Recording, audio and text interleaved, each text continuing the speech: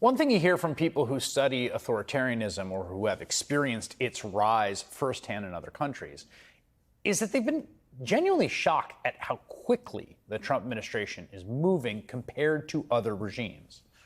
Earlier this year, The Guardian spoke to one political scientist who studied this at Harvard, who said Trump is throwing authoritarian punches at a much greater rate than any of these other cases in their first year in power.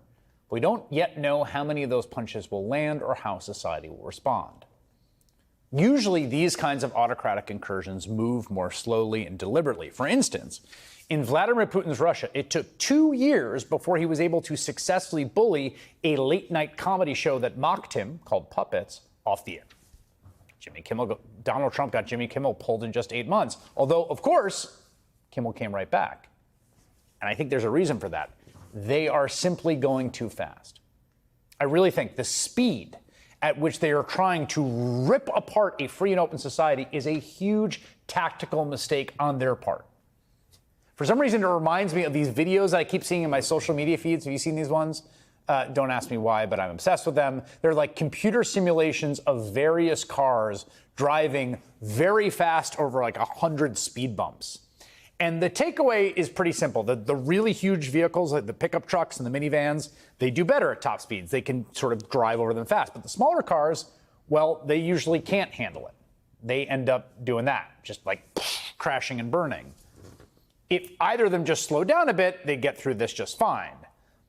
But I kind of feel like the administration is trying to do this. It's like speed run over all of the obstacles, just trying to like plow over for it. But I am also not so sure they can handle it at the speed they're going. That they're doing so much so quickly, people really are taking notice. They're at 40% approval rating in the polls.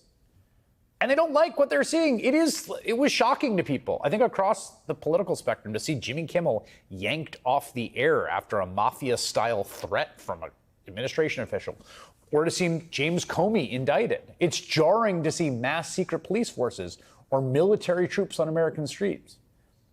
It's not creeping authoritarianism subtly taking hold while no one is looking.